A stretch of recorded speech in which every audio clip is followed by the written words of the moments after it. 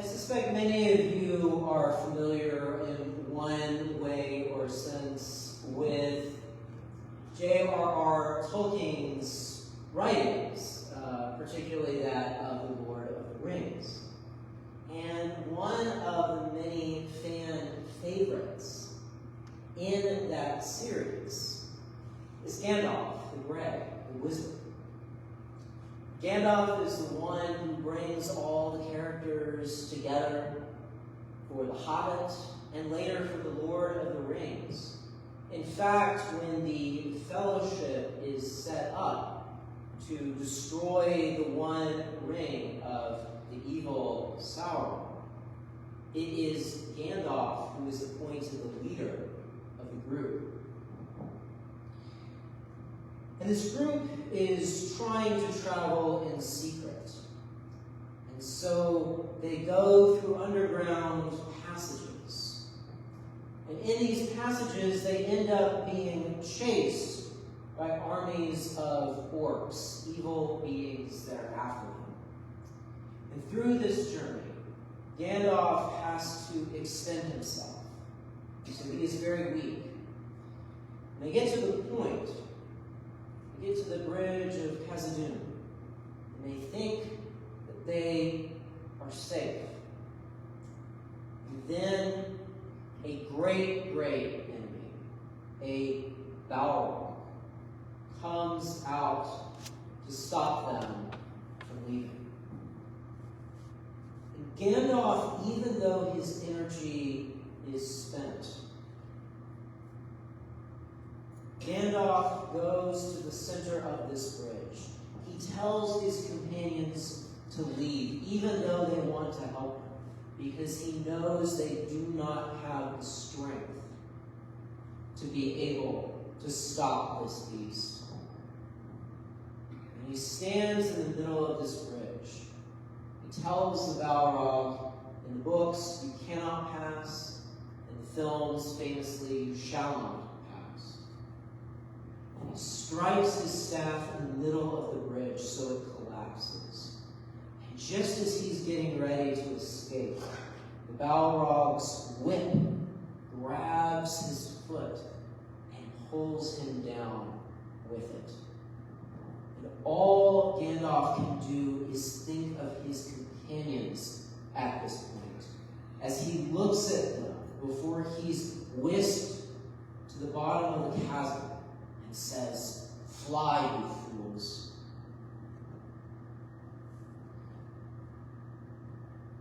Now, if Gandalf is one of your favorite characters, the first time you read the series or watched the films, this may have been a very difficult moment, seeing a fan favorite character dying.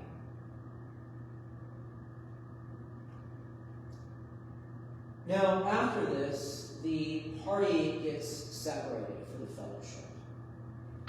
We have a few of the party members: Gimli, the dwarf, Legolas, the elf, and Aragorn, one of the human companions in this group. And the three of them are looking for the rest of their group, the hobbits, and they always seem to be just one step behind them. Finally, they notice a person in a gray-looking cloak following them. And they fear, because of the way this person looks, that this person is Sauron, another wizard, a counterpart, a leader for Gandalf and the rest of the wizards, who unfortunately has turned to evil ways and is seeking the ring for himself. So this group goes and hides, and then this person comes to them and greets them. And they ask who he is. And he says that his name is one that they likely know. And they notice beneath his cloak, he is arrayed in dazzling white, the original color that Saruman once wore. And so now they are fearful and convinced. They're convinced that this is their enemy, that they are in danger. And they attack. And this attack does nothing.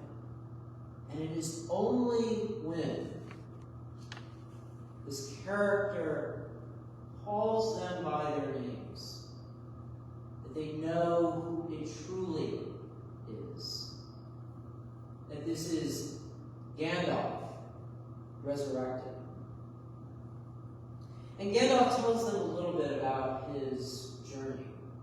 That as he was pulled deep in the chasm by the Balrog, he fought this great evil beast for days and days.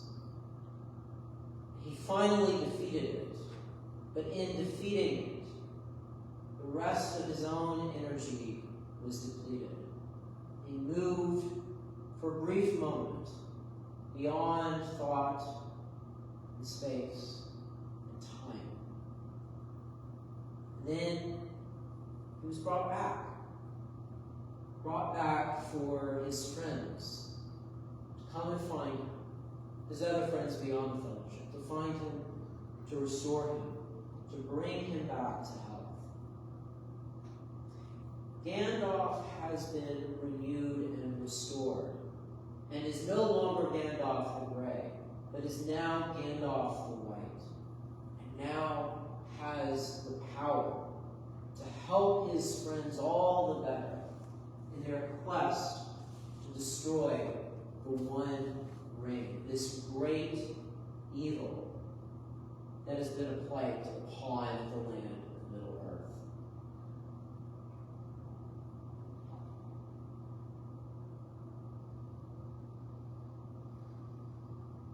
Now, Gandalf's resurrection is likely a comfort to those who are fans of the character.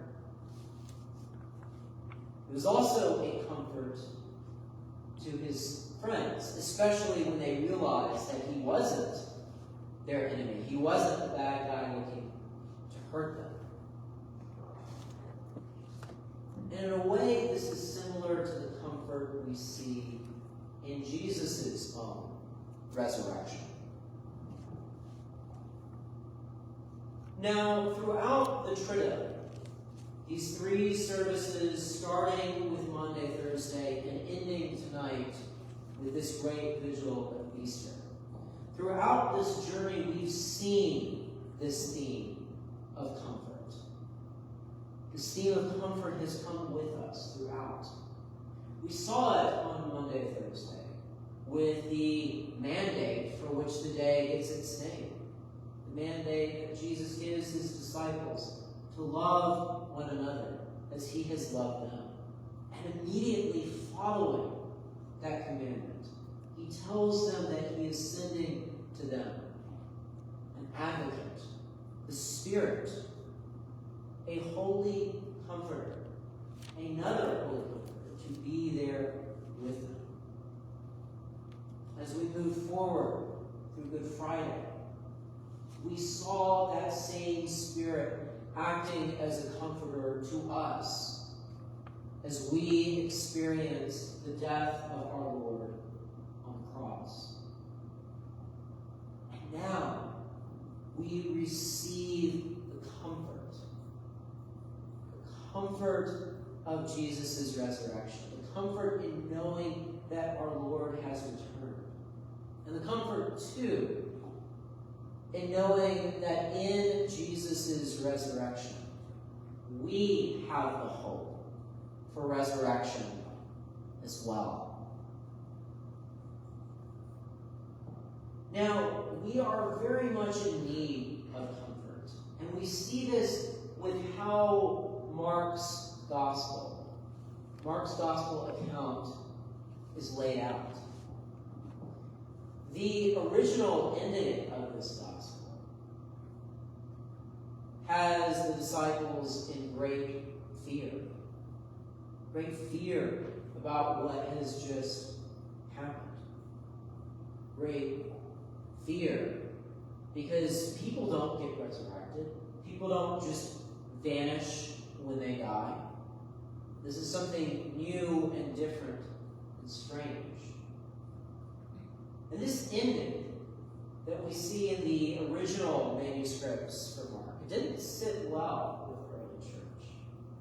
So they expanded on this ending. We get a little bit of an extension.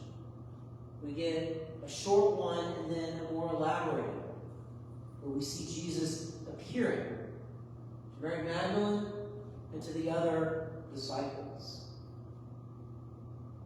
The early Christians needed hope. They needed comfort. We need that comfort too. We're very fortunate to have that comfort tonight in our remembrance of the Lord's resurrection. And in that comfort, we are reminded of something too. It's easy for us to be afraid. It's easy for us to not know what's going on. It's easy for us to not know what's going on, especially because people don't just resurrect themselves like Jesus did. This is something very new and different in the world. Part of our baptismal covenant that we say in this service is that we go out and share the good news of our Lord Jesus Christ. That we share comfort that Jesus has given us through his resurrection. We share that message with the world. And our call as a church named Holy Comforter is to live into that in a very real and specific way. We are called to go and be an additional source of comfort. To let people know about the comfort that Jesus first gave to us through his resurrection from his death on the cross. If we can do that, if we can live into giving that news of comfort to each and every person that we meet, then we will not only live into our name as the Church of the Holy Comforter, but we will also live into our baptismal vows and do the work that God has given us to do, to proclaim the good news of our Lord